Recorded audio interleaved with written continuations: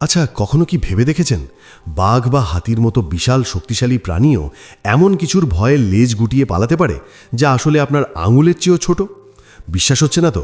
ভাবছেন আজগুবি গল্প বলছি, কিন্তু ভাই, ভয়ের চেয়ে বড় কোনো গুজব এই দুনিয়ায় নাই। আজ আপনাদের এমন একটা ঘটনার কথা শোনাবো যেটা শোনার পর আপনার জীবনের সবচেয়ে বড় ভয়টাকেও মনে হবে ধুর, এ তো কিছুই না। গল্পটা কিন্তু শুধুই একটা প্রাণীর না, এটা আপনার আমার মনের ভেতরে লুকিয়ে থাকা সেই অজানা আতঙ্কের গল্প। গল্পটা এক গহীন জঙ্গলের নিরীহ এক খরগোশের। বেচারার দিনটাই ছিল কুফা। সারাদিন হাড় ভাঙা খাটুনি খেটে অনেক কষ্টে একটা গাজর জোগাড় করেছিল, সেটাও হাত ফসকে নদীতে পড়ে গেল। পেটে খিদে, শরীর ভিজে একাকার, শীতে কাঁপতে কাঁপতে সে শুধু চেয়েছিল নিজের গুহায় ঢুকে একটু জিরিয়ে নিতে। কিন্তু গুহার মুখে আসতেই সে থমকে গেল। ভেতর থেকে পিন পতন নীরবতা। বাতাসটা কেমন যেন ভারী। সাহস করে ডাক দিল, কেউ কি ভেতরে আছেন? ঠিক তখনই অন্ধকার ফুঁড়ে ভেসে এলো এক কলিজা কাঁপানো আওয়াজ। আমি হাড় গুঁড়ো করি, আমি দানবদের যমদূত, আমি হাতি গন্ডারকে চিবিয়ে খাই, এক পায়ে গলেই তোর মৃত্যু। খড়গস্ত ভয়ে পাথর। তার নিজের সাধের বাড়িটাই এখন তার জন্য মরণ ফাঁদ। ভয়ে জান নিয়ে সে দৌড় দিল সাহায্যের আশায়। প্রথমে সে পেল নেকড়েকে।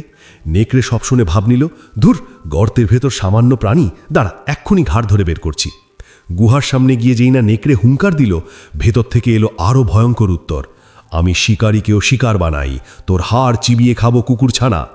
বাস, বনের ত্রাস নেকড়ের সব বাহাদুরি শেষ। সে লেজ গুটিয়ে পালালো। এরপর এলো বাঘ। সে বলল, সরে দাঁড়াও, আমি কাউকে ডরাই না। কিন্তু গুহার ভেতর থেকে যখন আওয়াজ এলো, তোর চামড়া দিয়ে মাদুর বানাবো, পালা এখান থেকে, তখন বাঘেরও পিলে চমকে গেল। সেও জান নিয়ে দিল দৌড়। এরপর গন্ডার এলো, হাতি এলো, কিন্তু সেই অদৃশ্য দানবের আওয়াজ শুনে সবাই ভয়ে স্থির হয়ে পালালো।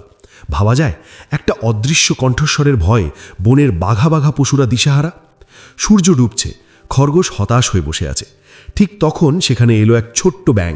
সব শুনে ব্যাঙ কিন্তু ভয় পেল না, সে বরং সন্দেহ করল।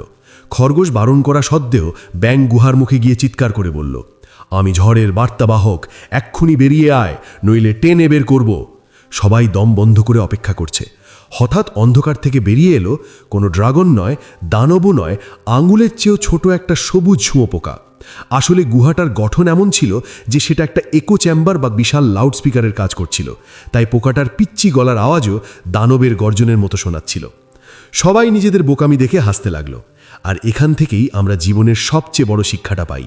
আমরাও কিন্তু মাঝে মাঝে ওই খরগোশ বা বাঘের মতো আচরণ করি। জীবনের সুখের দরজার বাইরে দাঁড়িয়ে থাকি শুধু অজানা ভয়ের কারণে। ছোট ছোট সমস্যাকে দুশ্চিন্তা দিয়ে বিশাল দানব বানিয়ে ফেলি। মনে করি বাধাটা বুঝি বাঘ বা হাতির মতো বিশাল, যা সরানো অসম্ভব।